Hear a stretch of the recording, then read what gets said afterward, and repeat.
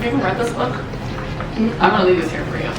I have this one. Great. This one, have you read it? Did you get towards the end and you're like, exactly, this part, this fucking part. Wait till you get towards the end. Like, okay, so I'll tell you this story when we're talking. I'll tell you the story about where I was when I finished reading it. Yeah. But I was like this the whole time. This part, yep, exactly. Multiple women that tell me like about their situations and shit like that, how the men just kind of like strings them along, and I'm like, I need you to read this book. This one?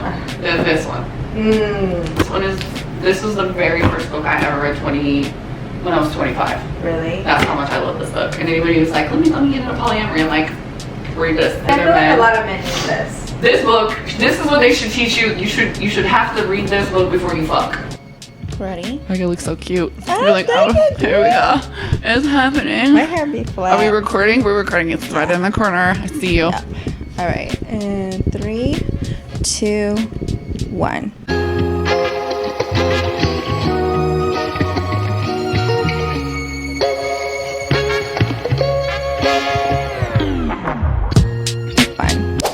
Hey guys, welcome back to another episode of Single on the Rocks. I'm your host, Lo Castillo, and today I have a very exciting episode.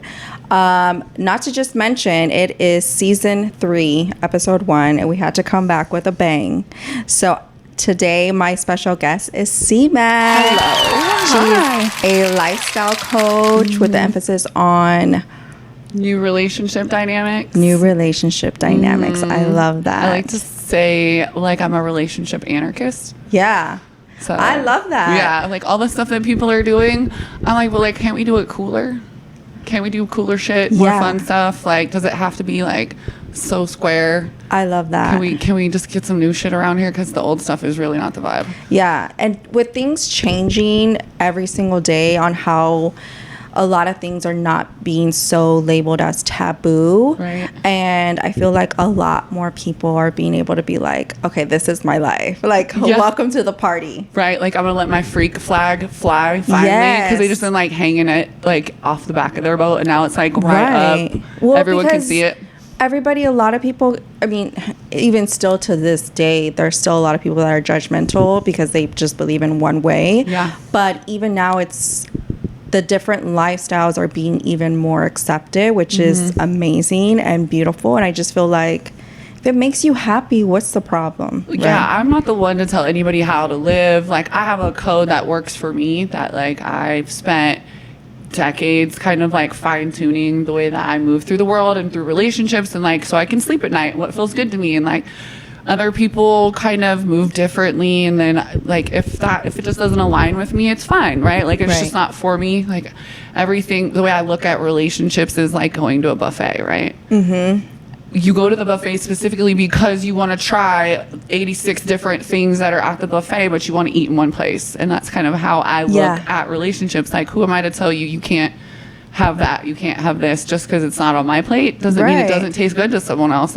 I also am a big fan of like, but tell me about what you're into, because I might not be into it. Right. And so I get to live a little vicariously through someone else's experiences, and then it can give me some curiosity about, do I want to like follow that a little bit, get into it? And I feel like a lot of people don't even know half of the shit that they would even like. You know what I mean? So I think where the void, where the gap is people don't ask the questions. They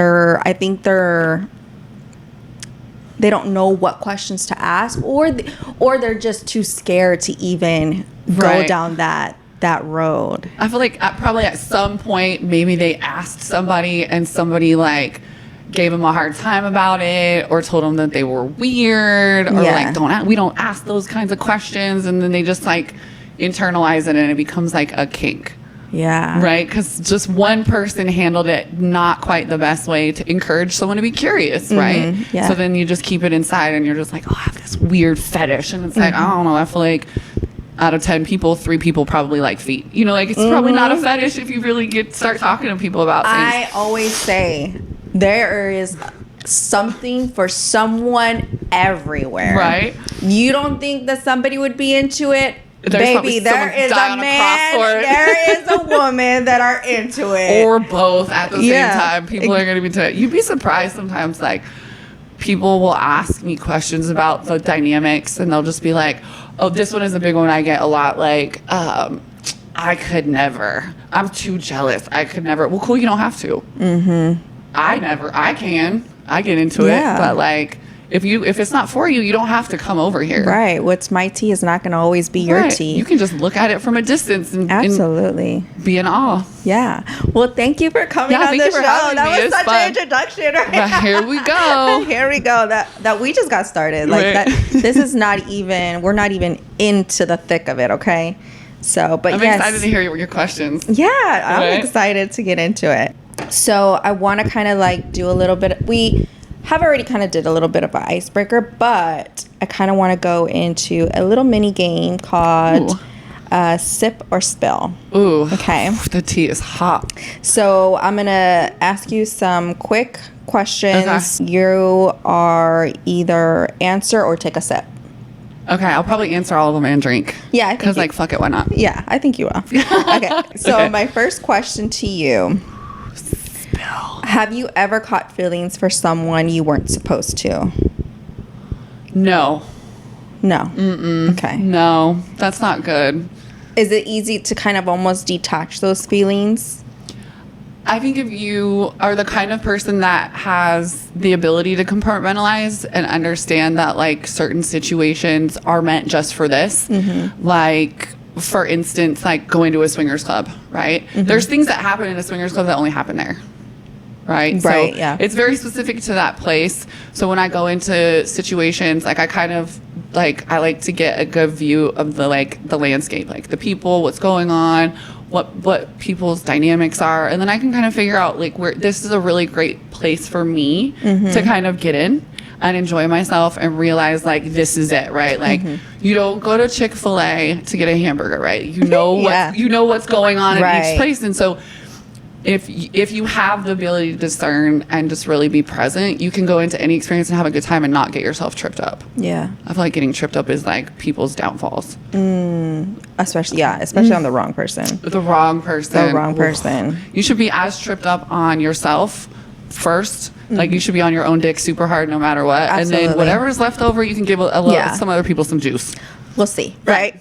We'll see. Let's go wait it out. Give it 90 days. All right. Have you ever ghosted someone mid-situationship? Yes. I am the queen of ghosting people, but I do it in this very like diplomatic way where I'll be like, please don't do that again. And they'll do it. And I'll be like, okay, so if you do that again, this is what I'm going to do. So like you're informed. So you want to keep pressing your luck and get caught out in the cold, I'm happy to deliver you the weather. Yeah. And then I'll just be like, bloop. It's easy. No fucks. Put them in the grave. No fucks. I'm just like, put them in the grave. Yeah. You know what I do is I'll text people and I'll be like, oh my God, why are you wasting my unlimited text messages? It's cold. It's cold out here. I'll be like, yeah. Yeah, I have a friend. She's been on the podcast before. That girl is the queen of ghosting. Right, just little icy little two sentences. She's just like chop, right at your balls. She's like graveyard, block, block, block, grave. It's so easy to do it, especially to people that you have like light entanglements with, because it's just like you don't even think about it. You just block them and you just move on with your day. It's harder to do it when you're like in a relationship, and that is what is required, right? Like giving people the silent treatment is something people earn where I come from, right? Like I just don't wake up and choose violence. Like I'm like, oh, today I'm just gonna block people. I like, no, you deserve that. Yeah. There's a reason why we're not talking, and the silence is gonna be good. So just like stay over there, give me my time.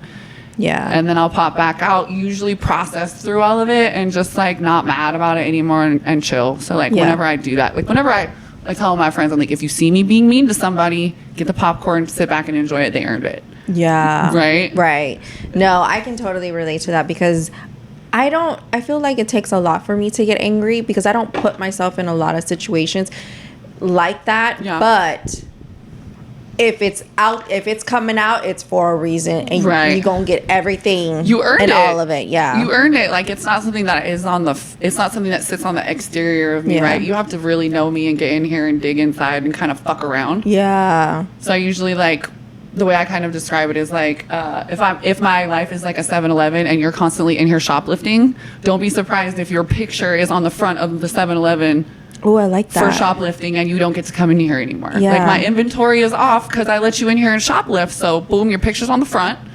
And everybody who shops at my 7-Eleven knows now to look for you because you can't be in here. So, it's kind of how I look at it. Yeah. When I deal with people. That's a really good analogy. I like that. I'll be blocking them on everything, too. I'll be like, you up on the wall, 7-Eleven. Yeah, right? So what happens when you shoplift at my 7-Eleven? Yeah. Picture goes in the front. Stay out the fucking store. You've been to a liquor store and there's someone at the front and they're like, look out for this guy. I'm warning all my friends you're shoplifting. Yeah. I'm warning them all. Yeah, stay out the fucking store. Right? Do you believe in soulmates? Yes or no? I do. I believe in soulmates romantically. I believe in soulmates for friends. I believe, like, our family members can be soulmates. I think that we have, like, soul contracts that we make. Yeah. That we sign with each other either energetically or through experiences in previous lives where we're like, hey, I'm going to meet up with you next time and we're going to work some shit out. I'm going to meet up with you again and we're going to work something out. I just went through a situation with someone that I thought was my soulmate, and I realized that, like, they were serving me a lifelong lesson that I needed to have. And I was like, this was our soul contract. Like, also, I don't think that soulmates mean you're going to be together forever. I was just about to ask you that. If there's you an expiration date, right? Yeah. Like, you come in to somebody's life at the right time when you have some medicine that they need, they have some medicine that you need, and you're going to learn from them, and you get the choice. You get the choice to level up. Girl, like, your soul will advance, or you're just going to stay doing the same shit, meeting the same version of people in different bodies until you master it, and then you ascend. That's how I look at it. I totally agree with that, because I've even said, I don't think that people are meant to be together forever. Can you imagine that? Like, wedding vows? The wedding vows are, till death do us part. I can't think of anything more fucking suffocating than those words in a sentence. I get that some people do stay together forever. Like, they truly do, like, not since 1950 something. Right. Yeah, you're absolutely right. Yeah. And I think it's rare that people do stay together for that amount of time. But I do think that with the way today's outlook is on relationships, I think a lot of women are discovering their value and how underappreciated they are. It's a very good conversation that we can get all the way into, because it is there's a resurgence right now that is happening with the female population, where we're now realizing that we don't have to take the same shit our ancestors did, right? So we don't have to align with a man and stay attached to a man so that we have a roof over our head and a car and a bank account and a checking account. Like, if we go back to 1976, when the Equal Rights Act passed, it was so that women could get credit cards and have leases. Like, think about that. I was born in 1979. Yeah. This happened 2 to 3 years before I was born, which means my mother. Yeah. Like, you almost didn't have it. Right? Like, think about going backwards, like, what that looks like. And now we have the first generation of women who don't have to align with a man to get things, which means men now have to have a different value. And they're like, they just don't know what it means to be a human being. And it's not their fault. Yeah. Right? Like, it's really not. Yeah. Like, we can get into more of that, but it's sad because men don't generally treat themselves like human beings. They don't care for themselves the same way that women do, or the same way that women care for children. And I know that you have 2 kids, and I've never had kids. My sister's had a bunch of kids, thank God. She had my 2, right? I was like, it's 2.2 kids, okay. But, like, I remember when my niece was born, I got real mad, and I was like, I will fucking murder somebody if they did anything to her. And I didn't even give birth to this kid, and I was just like, I'll fight everybody. It's just like that. I can't even imagine. I would be crazy. No, it's just like that. I think if you're a mom, I think that is the exact emotion. We probably feel it maybe just a tiny bit more because we bared them, but it's literally that emotion of, like, just like, I will fucking go to prison for you. Do you want to be human barbecued? Because I have a fucking spot out back. Yeah, exactly. It's that exact emotion. That's probably the reason I've never had kids either, is because like I would probably not recover. Yeah. Like if I had a kid and something bad happened to to one of my children, or even one of my nieces, one of my nephews, like I would probably lose my shit. Yeah, I was just talking to a friend about that. I was just like, you know, my kids are grown, so they go out with friends and stuff like that, and like. Are you like pay attention to your surroundings? Make yeah, sure your phone's like they're pretty vigilant kids, and I shouldn't say kids because they're not kids anymore. But you know what I mean? Like they're pretty vigilant, but it's just it's still scary. You got to worry about the people out there next to them, you know. Yep. And so that's just scary. Being them driving home. How do you even sleep at night? Girl, I'd be freaked out all the time. I track them. Seriously, I would put a microchip in it. If I had a kid, I track them. I'm like, don't turn your location off or I will fight you. Come for you. I will fight you. Yeah. But I've always just been really like upfront with them. Like, I don't care what's going on, where you are, where I'm at. If you need me to come get you or something's going on, call me and I'll drop everything. Yeah, my dad was like that too. My dad was very much like, just tell me the truth. And I was like, are you sure? Yeah. Like, are you sure? Like, I'm trying to go out. Okay. I remember the night before I graduated high school, I was still 17. And I was running around with one of my girlfriends had a driver's license, and we were on our way back from somewhere, and this radio station was like, stop by this place, we're giving out free CDs, and it was literally like around the corner from my house. But there was a curfew in San Jose where I grew up, so they were like, you couldn't be out after that. We were out past curfew, and like I'm like good grades, student council, playing volleyball, have a job, like I'm a pretty dialed in kid, right? I'm just stopping to get some free CDs on the way home, and the cops pull up. And there was a girl with us who was like 16, and she like could not lie as well as me and my girlfriend. So she lied. She told the truth, and we got picked up and drove all the way to the other side of town to this like holding center for like people out being delinquents and shit. And I was like, I was laughing. I was like, this is absolutely ridiculous. Dumb. And like they called my dad, and my dad had to get up. He drove a station wagon. I swear to God, he showed up in his robe just to fucking embarrass me. Oh my God. I was like, oh. And I'm hysterically laughing because I think this is funny. I'm graduating from high school the next day. Like, I have like a 3.5 GPA. Like, I'm not a bad kid at all. My dad walks in and I'm cracking up laughing. He's like, do you think this is funny? I think this is fucking hilarious. And you're in your robe. Yeah, and he's in his robe just to embarrass me. And I was just like, Dad, will you just fucking take me home? And he's like, next time I'm gonna leave you here. I was like, you might as well. Like, I was like, how does this even happen? Like I called him and I was like, I literally just stopped. It was in a Toys R Us parking lot too. Stay away from Toys R Us. So bad shit goes down there. That's why they went bankrupt. It's right next to a Chuck E. Cheese. That's odd. Right? It's in San Jose. It was like a fun little strip. Yeah, he was like, I'm giving out these CDs. It was like 2 a.m. too, and they were like asking me questions like, when was the first time you've had sex? Have you ever done drugs? What? The cops were, and I was like, I don't have to answer this. I'm a juvenile. Yeah, exactly. I can't be answering questions with my parent or my attorney present. What kind of questions are those, sir?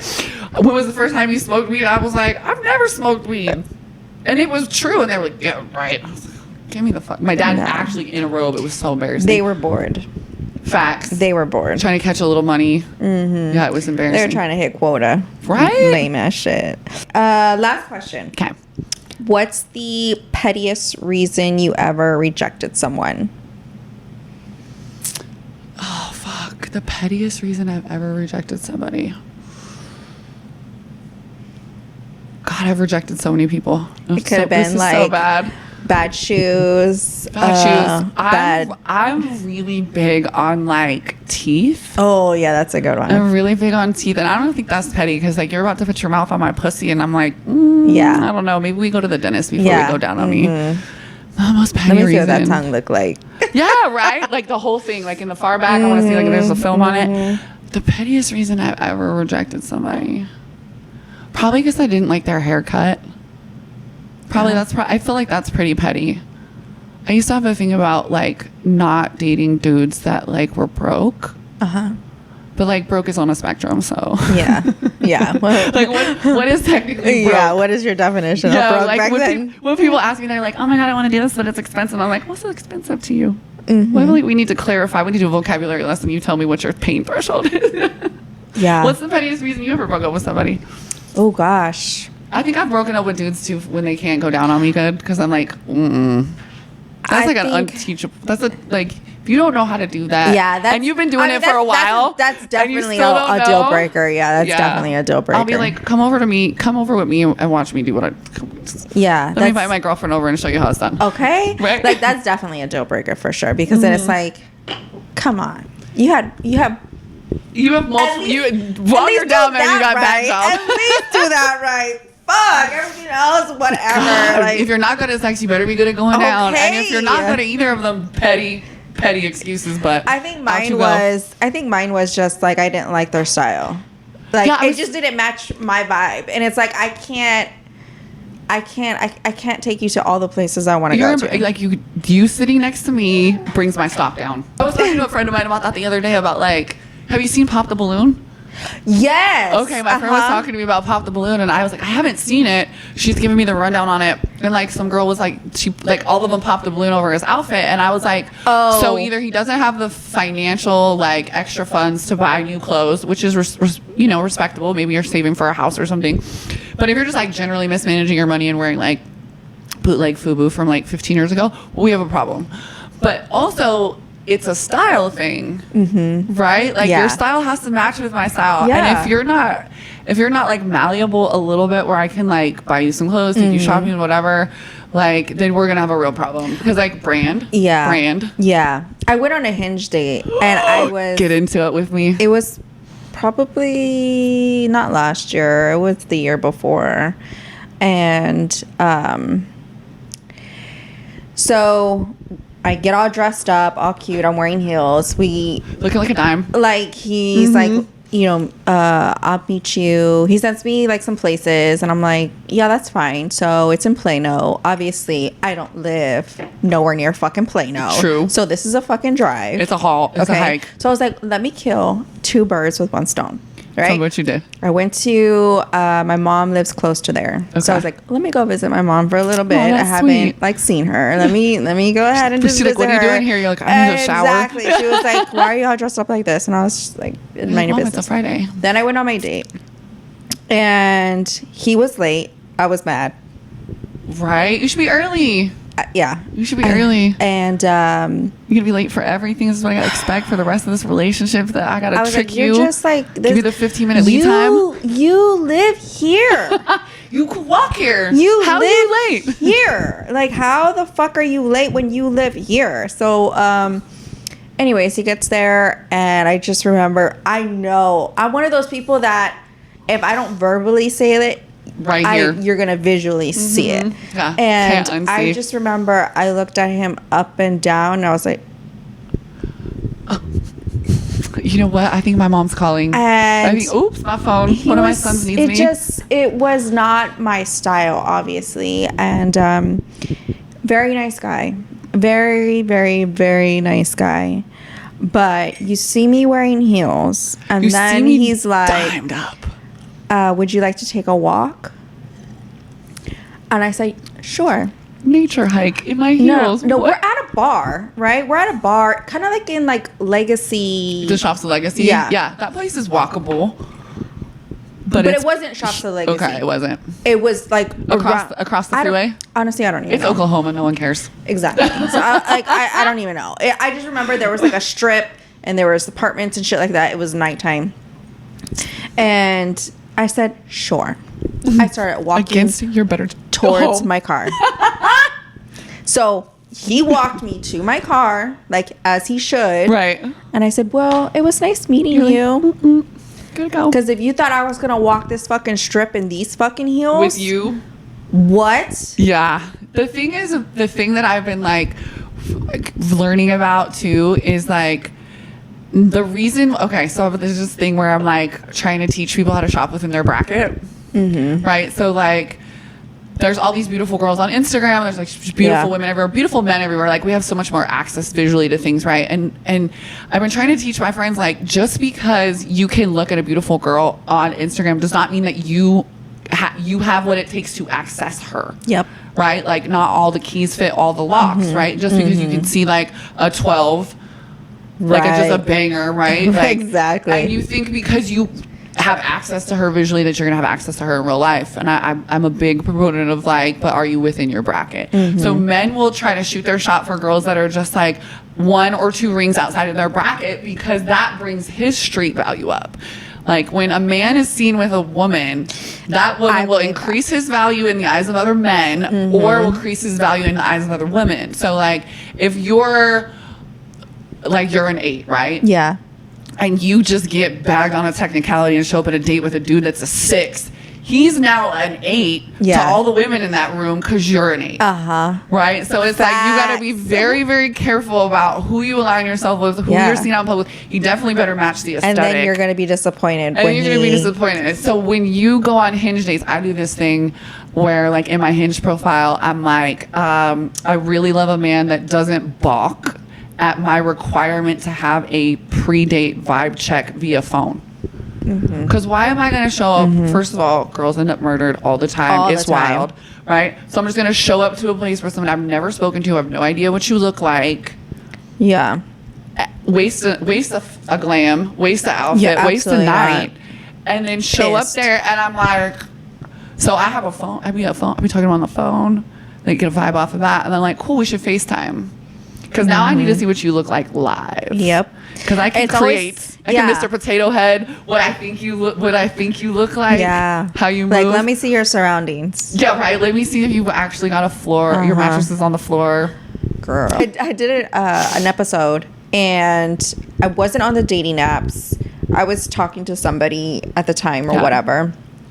And I really wanted to like focus on this, but I have friends that were on the dating apps, and I wanted to do like a segment on how these men have the audacity. Right? They all do. It's on sale. And buy one, get one. Buckets of audacity. Yeah.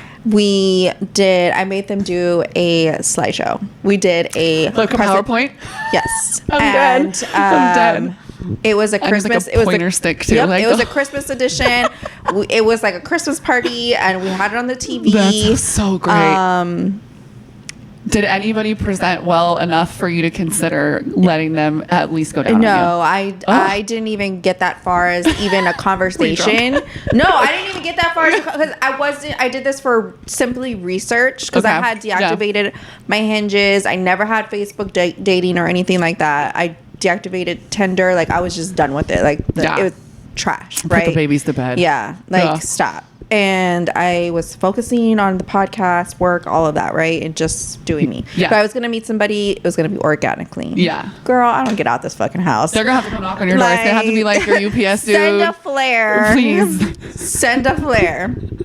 But, so I get on Facebook dating for the shits and giggles, and it was a time. I was... The audacity of some of these men. If you could only bottle it and sell the confidence, like just the blind confidence. What? It's a numbers game. Yeah. My friend Mark says it's a numbers game. He's like, it's like when you cook spaghetti and you throw a piece at the ceiling to see if it sticks because you know that it's al dente, right? Yep, that's what dudes do. They're just like, I'm just throwing it to see what sticks. And I'm like, so you literally have no moral compass, no like. They're like, she looks good. Let's see if she bites. They're low, but they're there, and then you're solid with that. It's wild. Girl. Yeah. They're like, well, let's see if she bites. I'm gonna throw. Listen, I open up my Facebook. I've been on my Facebook in 5 years. I open up my Facebook, and it is like Facebook messages, like, hey girl, what's up? And it's all like, no one I want to talk to, so I just don't even go on there anymore. I go on Facebook because like whenever I was to buy some furniture. No, whenever I was on Tinder, there's a Facebook group called "Are We Seeing the Same Guy?" or "Dating the Same Guy." Solid page. My best friend Jamie, because she knows I don't go on Facebook, so she's like applied to a couple of the "Are We Dating the Same Girl?" pages, like around where she lives and around here, and I'm like. Thank you for this. Because I'll be like, I just met this guy. And she's like, send me a picture of him. I'm going to look. And I'm like, yes, please. Will you fucking please do some intel? Insider. We do. And just so you know, I am petty enough to put somebody up on there. I am petty enough. It's good information. Listen, I'm trying to help my sister out. Girl, I have seen so many guys that have tried to match with me. And I'm like, it just don't ain't right.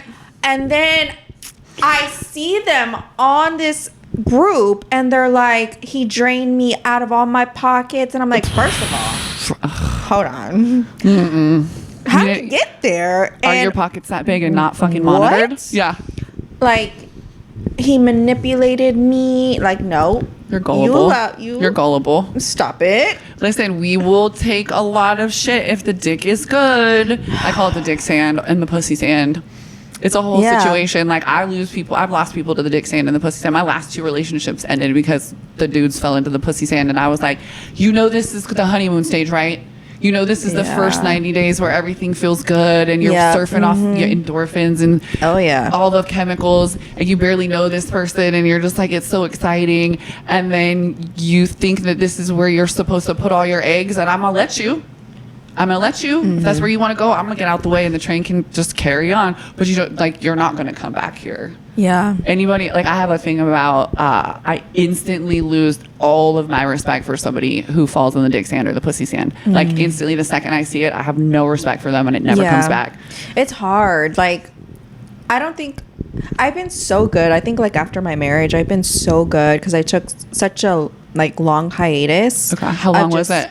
It was like a year and a half. That's good. 18 months is the good. It's a good number for you to either invest in yourself or invest in a relationship. It gives you time to, like, flush things out, especially when you're just, like, with yourself. Like, for sure. What am I into? Where am I going? What do I want? What happened in my last relationship? Yeah. Like, and I just wanted to focus on, like, me. I wanted to be selfish with everything. Why is it selfish to focus on yourself? That's not. I mean, like, in disproportionately compared to maybe what you were doing before. But just like, I don't care what you feel. It's about me. I don't care. I don't care. I'm sorry. I don't want to be around you. Or you're gonna have to do a lot to get my care. Get me to give a fuck. Right? Yeah. You're gonna have to do a lot of things, and they're gonna have to be good things, right? Absolutely. Because you have kids, you know how this works, right? We don't give attention for bad behavior, right?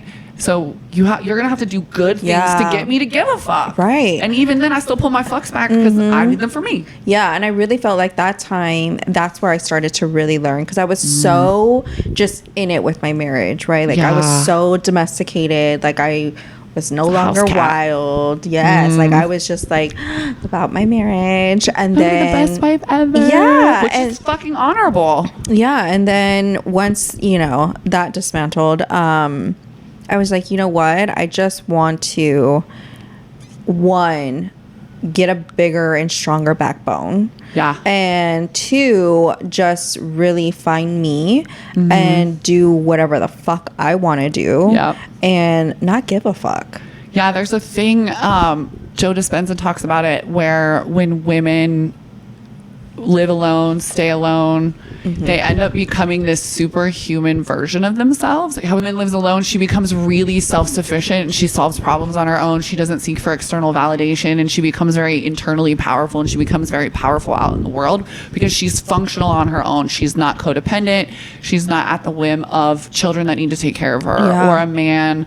And it's a good place. Like I did it for a while too. I think I was single for probably man single for like 2 years before I met my last ex, and I was with him for 18 months, and I think that's a good window. Like, it's enough time to really like get to the bottom of your shit and figure out what you want to keep, what you want to let go of. I think also just like rewire yourself, you know what I mean? Habits, because like you said, people are like experiences. You learn from it, and you hope to grow from it, right? You don't want to stay stuck being the same person, because then you're going to get the same results with the similar person that you were with. So you have to grow. And I think with that, I was just like, I don't want to be in this situation again. Like I refuse. Refuse to do that shit again. I want to be so much more selective on who I'm giving my time to, who I'm allowing to be in my presence and in my energy, because I'm like, I'm not gonna just be giving this shit out like we're just not handing out flyers from an airplane in the neighborhood. It's not like that. Yeah. And I'm not about to be no pick me. Like, you're crazy. Yeah, it takes a lot to like just being able to discern, being able to say no, like when you want to say yes. Yeah. Right. And knowing like this isn't good for me anymore. Like, you have to, this is what I tell people that I coach, or like people that are my friends. My mom used to tell me this, like, I get stuck on the same thing. I'm like, I'd have a repeating pattern, and she would look at me and she would be like, have you had enough yet? And she would say, you will know exactly when you've had enough. You will literally wake up one day and be so sick of your own shit that you're like, I'm never going to do that to myself again. Yeah. It's like It's you almost really like a switch. think you just wake up one day and you're like, I'm sick of that shit. Yeah. It could be anything. It could be like the place you live, or something that you eat, or Where where you work. dress, where you work, who your best friend is, who you're fucking, who you're not fucking anymore. You just, and I tell people, have you had enough yet? And you will know. It's something that like someone can't even give it to you. Yeah. Right? You just it's have so to true. wake up one day and be like, oh, I fucking did that to myself again. Yeah, it's so true. Because like when people are in relationships or in marriages and they're just like going through it and they're like, I'm so over it, like I'm done, da da da, and it's like, but have you had enough? Have you had enough yet? And only you know when you're done. It's weird. Like, everything internally just goes, and it just doesn't. So what I do now is, when I'm engaging with somebody and they're doing something that I just don't like, or that is not, I just go, ugh, that's so unattractive. Right? Like, the way, like, oh, that was your choice. Because sometimes so they unattractive. sometimes I feel like they just don't even see it, or they see it and they just don't give know a how fuck. ugly they are, and I'm like, I'm here to tell you that shit's ugly. Yeah. That's so unattractive. And once you lose it for somebody, oh, Man. God bless your heart. Oh my Bless God. It's your like heart. everything. Once it's gone, Everything once the starts to tank is bug empty, you. oh. Why are you breathing? So I did a little bit of research, and I put together the top Googled questions Ooh, on love these. polyamory, and Hit me. I'm excited Really, because I want to hear this too, because I like was- I get asked so many different. I get asked the same questions a lot, and different questions. So I'm interested to see like what the top ones Yeah, are. Hit me with one. Okay. I'll go through them. All right. So the first one is, what is polyamory really? Is it just an excuse to cheat? That was Ooh. the top one. So there's never an excuse to cheat, and no relationship dynamic that I have. Well, not no relationship dynamic, but cheating is a form of dishonesty, right? And polyamory is not an excuse to be dishonest. It's actually an invitation for you to be completely honest.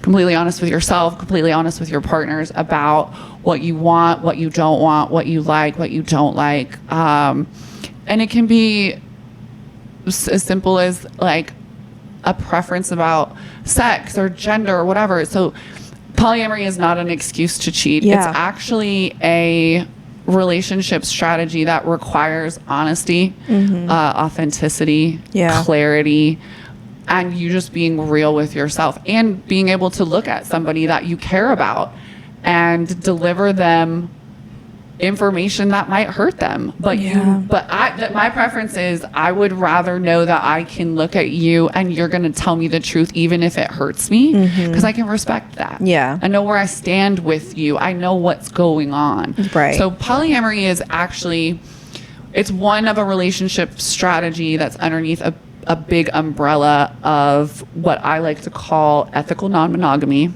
Okay. Right. So it's just a code of ethics, a code of conduct, the way you carry yourself in non-monogamy, right? And underneath that ethical non-monogamy is polyamory, which is multiple relationships with love components. Okay. Right? So like, if I'm in a polyamorous relationship, I was in one time with two dudes, and I loved them both. I was in love with both of them. And I gave them the best of me, and they gave me the best of them. But they were two very different people, and I would always joke, if I smushed them together, they'd be the perfect guy. Oh. And that's what polyamory and open relationships is for, is to supplement, it's to add to be additional for your partner, right? Like, imagine. I'll tattle on myself right now. I don't like to have sex in the morning. I am not a morning person. I am a nighttime person. I will fuck you at 4 a.m. But if you want to have sex with me at 10, you're going to have to find a different hole. I'm not getting up for that. Like, so all the people that I'm with, I tell them that from the beginning. Like, you want to stay up all night and fuck, you want to stay up all night and party, I'm your fucking girl. But if you want morning sex, like, you're going to have to find another person that's their preference. Yeah. And by you doing that, that does not make me deficient in any way. That just means that you're looking for something different, and it's not in my to give you that. Right. So find it somewhere else. Or compromise. No, not even it's like you don't have to compromise in polyamorous relationships because you have honesty and transparency between you and your partner, and your partner's like, listen, I really like to have sex in the morning. And I'll be like, cool, find a girl who likes to fuck in the morning, invite her over, and she can sleep in the spare bedroom. Trample down the hallway, get you some morning sex, and leave me the fuck alone. Yeah. Till like 9 or 10. So, okay. So that brings me to when you have multiple partners, it's like you said, find someone else that can do it. So if you don't want to, then they just go to the other person that.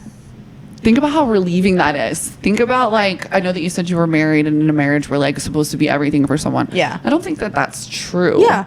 I think that we have things that we're good at and places that we shine, and like I would want my partner to be fulfilled. Yeah. Like to have the best of everything, sex, love, all the money, everything, right? And if I'm not really good at something, like I can cook, but there's women that aren't good at cooking, right? And it's like, if you want someone to cook you a meal, like, I'm not your girl.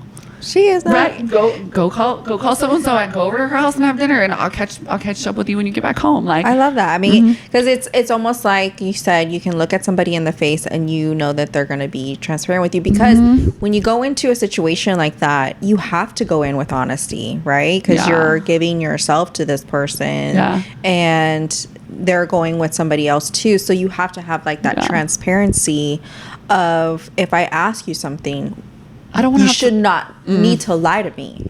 Also, if you're lying, that means you're doing something that you know is not acceptable, or you're doing something that you're ashamed of. We can have a conversation about that. Like, if you have some shame around the shit that you're doing, like maybe you want to get your dick sucked by a dude and you feel some shame around that. Like, let's have a conversation around why you feel ashamed, instead of you having to lie. As soon as you lie, your credibility is toast. But we can have a conversation and work through your like why you feel shame. Yeah. Like, that's we'll get different. through it. Yeah, we'll get through it. Versus for sure. you lying and we're not going to get through that. Then I don't have anything that I can give you after you lie to me. Right. Yeah. Right? Because anything I give you, you're going to probably mismanage. Can someone be poly and still get jealous? Yes. Jealousy. Oof. This is like, I feel like this is the thing that most people are really bent out of shape about when it comes to like open relationships and polyamory and like the jealousy gene, right? And for me, like, jealousy would mean that I think that someone else has something or does something better than me. And why would I ever think about myself in that context? I should always think about myself that I am the best version of me. I am the coolest fucking motherfucker I know, right? Yeah. So why would I apples to oranges myself with someone else? Yeah. And then make myself feel bad about it, and then get jealous, right? Like, jealousy is like, it's a disease. It's like an insecure emotion, right? Like, I've had times where I've watched my partners have sex with other women, and I've been like, fuck, I wish I could do that. That is not jealousy. No. That is envy, right? Like, I am coveting your ability to do froggy style because my back doesn't have the mobility for that, right? Like, I got a bad back. I'm an old bitch, right? Like, with the chassis got miles on it. I can't do that, but I watch it and I'm like, I wish I could do that. That is appreciation at the same time. It is. And envy and jealousy can feel the same. Like, when I first was working on feeling comfortable with my partners being out on dates and me not being out on dates. So I would be at home and I'd be like, oh, I know they're fucking someone else. And then I stopped and I was like, why am I doing this to myself? I already gave them a permission slip. They already can go to the playground. I know what happens on the playground. I don't need to run it. Yeah. I don't got to run the tape, right? Yeah. I don't have to be like, oh my God, he's probably going down on her and she's probably, and And I'm like, but I already knew that. Yeah. By me saying, go do that, I already was like, you have a hall pass, do all the things that you do when you're out on dates. Like, I don't need to bust myself up over it. Do you think that when somebody, say they're in that situation and they are experiencing jealousy, do you think it's, okay, so now it's that time to get out of it? Or is there a conversation to, like, how do How do we put me more at ease of what my, obviously, so I'm insecure about something. Yeah, there's a way. I think when you're really tuned into your partner and you know that there are certain things that activate them, right? That like they feel a certain way about it. I have things, right? Like if my partner is out on a date with someone, I want you to text me when you're home, right? Like I don't care where, I don't actually give a flying fuck where your head ends up. Yeah. I just want to know you're safe. And I want to know that you respect me enough to check in with me and let me know that you're safe. Yeah. Right? So if someone doesn't do that to me, it activates me. And I want to be with somebody that realizes like there's certain things that will make my experience with this person not so good. So I'm going to be cognitive of it and make sure that I give them this because they're giving me the opportunity to go fuck a whole different person.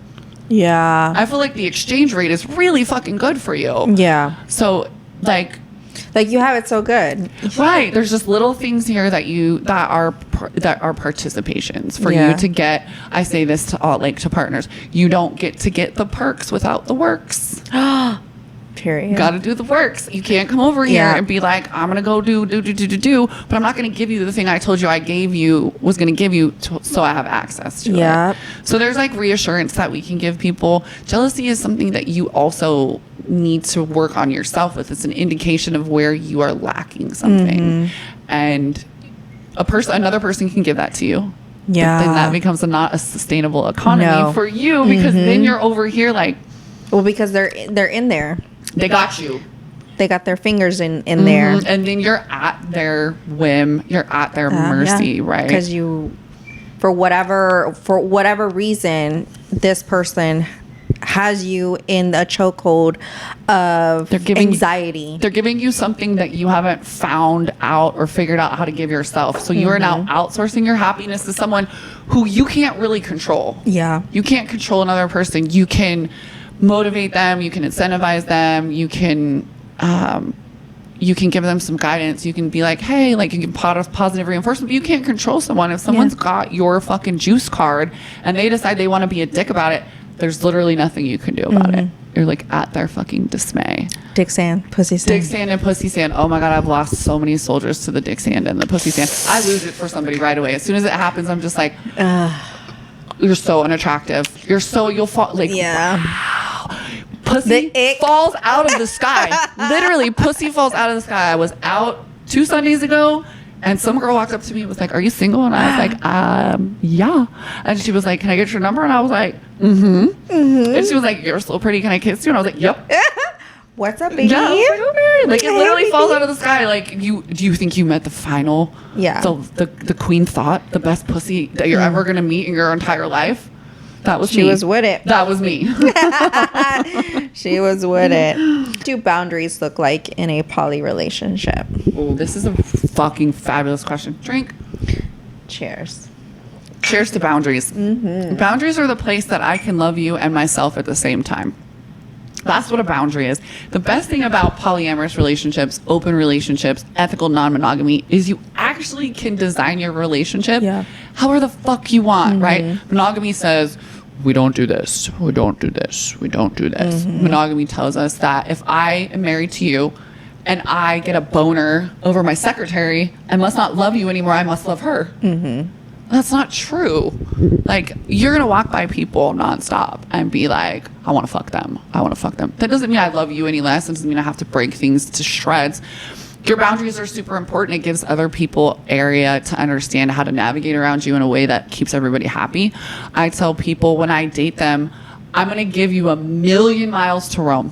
I got 1,000,000 acres. Around it is an electric fence. These are my electric fences. Do you want to get your horns caught in the fence? Or do you want to enjoy this 1,000,000 acres around here where you can get all the pussy and all the dick and all the things that you want? Or do you want to get your horns caught in the fence? Yeah. It's your choice. They're here for you. Right. It's an explanation. But I feel like a lot of people can know all the instructions. And they still get their horns and they still want to touch the fire. By the way, help yourself. But after you've electrocuted yourself to shit and you're no good to me anymore. Right. Exactly. That's crazy. Boundaries are so important. And just like you said, you can be in a relationship and curate it however you want to. Yep. I feel like people are so scared to color outside the lines a little bit because of either the judgmental of the family outlook or religious, reasons, whatever the case may be. But in reality, you have one life to live. Yeah. Right? How do you want to spend your days here? Yeah. Well, you live in your flesh suit. And I tell people, like, there's 8 billion different versions of Earth. Yeah. Right? Every person that has a set of eyes views Earth differently. So, like, why would I almost actually wore a shirt to the show that said "fuck the haters," right? I love that. Almost wore it. I was like, but it was like tan and it would probably have blended in. But fuck the haters. Who cares? Like, yeah.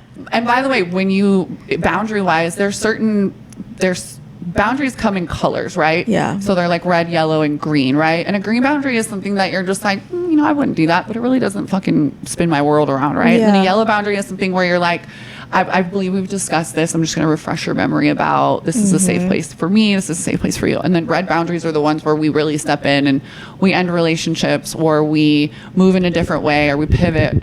So boundaries are really, really important. And so say we're in a relationship, right? We have another person, right? There's another dude. Yeah. The boundaries that I set for my interactions with him might be very different than the ones that you set for him. You have a different set of what makes you feel good, what makes you feel comfortable. Right. And we might have a different set of boundaries for the way that we engage that don't apply to the other person.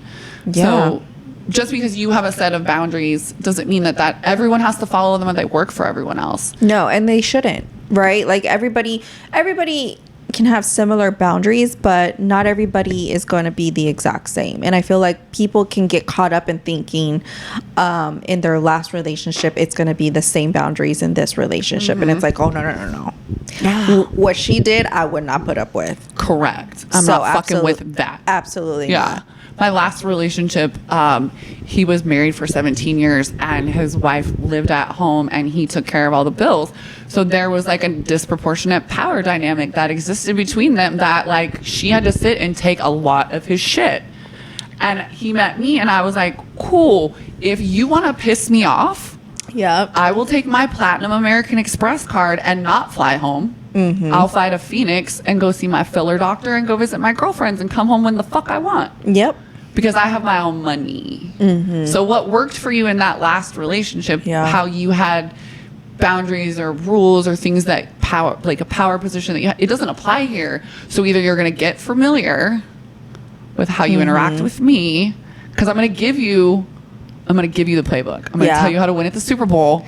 And they don't know how to you're gonna fumble. You're just gonna fumble it nonstop. Or you're gonna get acclimated to it and realize, wow, this isn't really that complicated. I'm just not used to somebody pushing back. They're so used to just like, I'm not the one. No pushback. I'm not the one. I'm the queen of pushback. But and also like we talked about this book. In this book, it talks about like your woman's job is to stand toe to toe with you and is to look you in the face and be like, you're better than that. Right. That's my job. Right. I know you're better than to your highest potential. Yeah. Show up better. Yeah. Do better. Be better. Right. Because if you're going to be in this relationship with me, you're going to be at your highest level of potential. Correct. Because I will of my own accord, because I answer to me and the level that I want to have of my life. Right. The way I carry myself to a certain level. I check myself to keep myself at that level. Yeah. You should be checking yourself. Absolutely. You should be monitoring your business. I feel like sometimes people can fall short on their potential of just being the best they can be as a human being in general, right? And it's like when you find somebody that has allowed you to come into their space and they are at their highest potential or pushing and they're trying to get, like, they see it and they're like, man, you could be so much more. Like would be so great in this field, right? Yeah. We are trying to guide you where you need to be, right? Because that's what a woman kind of does in a relationship, right? She's your oracle, right? She's your muse. She's your inspiration. Exactly, right? Because she's gonna have the best interest for you, and then they're just like, I'm good. Have you ever seen the quote about why a queen walks 6 steps behind a king? So a queen walks 6 steps behind a king so that she can see all the things that he cannot. Right? From his place of being in front. His peripheral vision is only going to cover so much. She's behind him. She sees so much more. And it's her job to warn him. Yeah. Right? And he's going to pull his sword and she's 6 paces away because she won't be injured by it. Right. But he's protecting the space because she's seeing the things that he cannot. And a man who is in his masculine energy that is definitely in alignment with who he is as a person is going to realize what an asset having a woman that can see things that he cannot and can take him places that he could not go on his own. And trust it. Right? Instead of like, you're thinking controlling. You don't know what you're talking about. You know what I mean? Like, why is it they wouldn't do that to me? Why is it because I have a better idea about something than you do that I'm controlling? We have this thing called intuition. If I had a dick and I told you the same thing, you would accept it. Like, that's how guys are. Like, their buddies will tell them the same thing I told them, and they're like, oh, it makes sense to me. And I'm like, oh, so I just have the wrong equipment? Just go get a dick put on and you'll believe me? Great. Right. And as a alpha man and a masculine man, like, we trust you to lead us and guide us and stuff. But at the same time, like you said, we are going to, hey, that doesn't feel right and that doesn't look right. Yeah. So it's like you want us to trust you, but you don't want to trust us. Yeah. When we are probably the most people you should be trusting. Correct. A woman's intuition is a gift. Men don't have it the same way. Like, their brains actually aren't wired the same way as ours, where we feel into things more and they act more. But without feeling behind your actions, you're just dangerous. Yeah. You're just causing destruction, right? Where if you have someone who's guided, like, you think about like kings back in like the 14th century, right? They had a hand, somebody that gave them advice, somebody that was intelligent, and oftentimes it was their queen. Yep. Right. And then they would have like a military strategist hand that would give them like insight. So if you don't realize that your woman is actually your crystal ball, you have no business being around balls at all. Period. And I don't want to be around yours. If you don't know that I'm your crystal ball, I'm not playing with your balls. Because what are you doing, man? What are we doing? What are you doing? You just raw dogging out here with nobody. Like, stop it. Okay. These questions are good. Yeah. Okay. So let's do one more, and then we'll get into the deeper questions. Okay, how do you introduce polyamory to someone you're dating? Oh, this is so much fun. So I've always, the good thing to start with is I like to ask people, do they like to ask for permission or forgiveness? What kind of person are you? This will tell you a lot. I like to ask for permission, right? Because I don't easily forgive, right? We're back. Okay, we're back. We were having some technical difficulties. It's okay, though. She was like, let me press record, and then freaked out that she didn't record. Yeah, this is going to be a long one. Okay, so let's go ahead and get into our next segment. Just becoming lifestyle coach, life coach, all of that. Yeah. What was your first introduction into this lifestyle? So I got married when I was really young. I got married when I was 21, and my husband cheated on me, and I caught him. And I sat him down and I was like, hey, listen, I kind of know what you did. So you're going to make a decision right now. And that decision is going to help me decide whether I'm going to stay with you or not. So we're either going to have a conversation about how you did something stupid with your dick and move past, like, people do dumb shit with their dicks. I might do something stupid with my pussy at some point, so I might need a pass.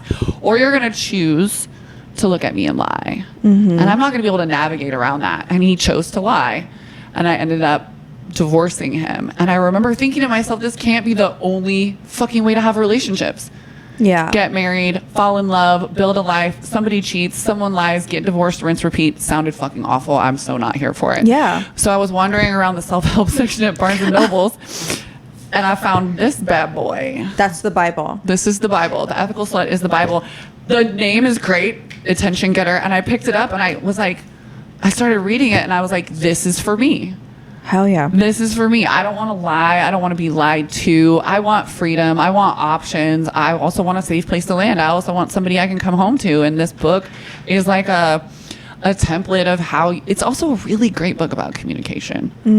It's not just a book about fucking. It's not just a book about, how to manage an orgy and sexual health. It's actually a really great book about communication, but that's how I started in it. And I was 26. Okay. So it was like 20 years ago. Yeah. And then I just kind of got more into it, did some more research. I fucked around and found out I did a lot of in the field work. You have to. It's a lot of in the field work. Yeah, you have to Yeah. kind of go through those life experiences to like figure out what you like and what fits your lifestyle and what you want your lifestyle to be in every aspect of it. And it's not traditional by any means. It's very 20 years ago it was outside of the box, and it's still it's like. People are kind of like making rumbles about like polyamory and open relationships and swinging, and it's kind of like hitting the forefront. It's getting a little more mainstream right now. Yeah. But I've been in these trenches for 20 years. Yeah. I've had 2 boyfriends at the same time that I was in love with, and they were fucking other girls, and it was just basically a shared calendar. Okay. Of like, when are you gonna be here? When are you like someone's kid is busy, someone's kid's sick, and we gotta shuffle around our whole week to get our fucking dicks in. It's interesting. And I loved it. And I was instantly drawn to it. It's something that I really, like, I perk up when people want to talk about it, because I think it's a good supplemental way to look at relationships. It doesn't have to be your particular lifestyle choice. Yeah. And I just got really good at it. And I'm kind of the person in the group of friends that, like, when people are kind of tripping up on somebody, they'll ask me. Yeah. They'll be like, I'm kind of like a sage. Yeah. Like you definitely old soul. have. Yeah. You definitely like have said a lot of things in this episode where I'm just like, yes. That yes. part. Yes. And a woman. Yeah. And absolutely. a woman thinks it, right? Like, I don't really look at men like they're not commodities. They're not like they're a luxury at this point. I don't need to have one, but if I'm gonna have one, I want him to act right, look right, dress right, be somebody that I can be proud of being around. Yeah. Right. And I don't have a problem sharing him. Like, I actually went to Cabo with my last ex, and we had 2 girlfriends with us, and we had like a foursome, and I was like his fluffer. Really? Yeah, like he was like, I'm gonna take a fucking blue pill, and I was like, yeah, you're gonna fucking need it. Yeah, do all me of proud. us, yeah. Do not embarrass me in front of my girlfriends, sir. I've marketed and advertised you appropriately. I'm gonna need you to show up. And he would like get soft, and he would be like, Cmac, and I'd be like, and then I would be like, who's up? Right? Like, that's the level to which I've mastered the sexual component of it, which is also the easiest part. Really? Yeah. It's the easiest part. There's a word for it. It's called compersion. It's when you take joy in someone else, it's when you take joy in seeing someone that you love have a joyful experience. Yeah.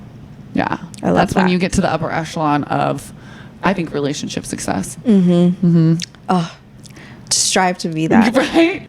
Last question. Oh, let's get serious. Hit me. So you do coaching and the dynamics of relationships. What made you get into that part of this world and in just helping men, women navigate through it? So I see a lot of times people tripping themselves up over the basics of monogamy, right?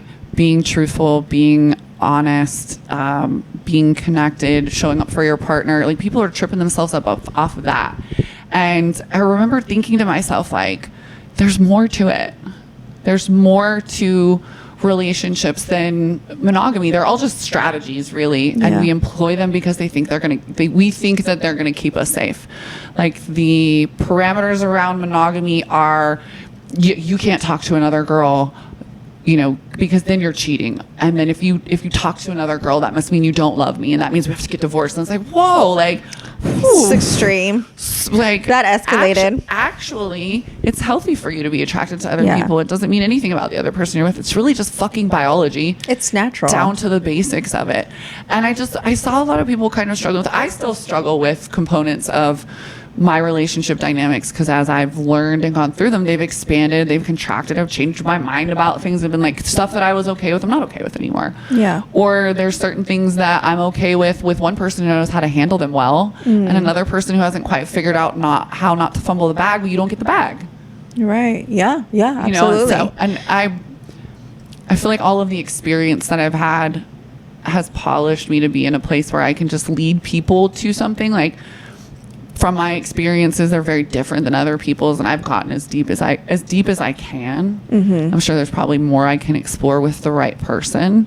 Yeah. But with like the civvies, like the people that are like having monogamous relationships and I'm trying to convert them over to open relationships and polyamory, I'm like, oh, I don't do that anymore.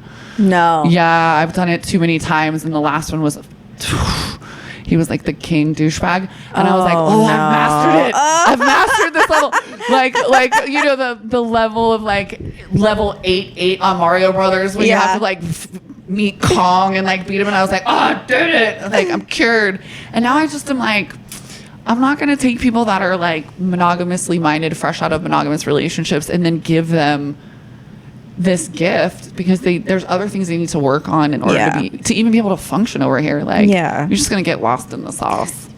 Give me that one basil leaf in the tomato sauce. All lost, not knowing what's going on. Yeah. You lost. You're not prepared for it. If you can't master the simple basics of monogamy, you're gonna come over to polyamory and lose your fucking mind. Yeah. And get your ass handed to you too on top of it. Yeah, because you're gonna have to there's so many dynamics that a man needs to do in order to not just handle one woman, but handle two women or however you want to. You only have one penis. Okay. So if that's the only thing you're good at, you can only handle one woman at a time. And having an ego is not going to help. Your ego is not your amigo. I say that all the time. You gonna die on that one? That's the hill you want to die on? I say this to people all the time. Plug it. That's the hill you want to die on, by all means. Check on up there. I believe it. All right, guys. Well, thank you. You're welcome for coming on. Yeah. This was so informative and just like, I'm gonna just be like Googling like, oh my God, you know. And then I know that this is gonna help somebody who has these questions because these were the most Googled questions. Yeah. So hopefully somebody finds this video, can look at it and maybe either be put at ease or hey, it's not for you. Correct. Thank you again for coming on. You're welcome. Yeah, stay curious, and like there's never a reason for you to cheat. It's never acceptable. Doesn't matter what your relationship dynamic is. If you want to do it, break up with the person that you're with so that you have the freedom to do it. It's that simple. The damage that you leave behind. You can't have your cake and eat it too. You can, and you're gonna get diabetes and die. And on that note, wow, this was so much fun. Thank you so much. No, thank you for coming on. Absolutely. All right, guys. Well, thank you for joining us. Until my next episode. Bye. Toots. Good. That was so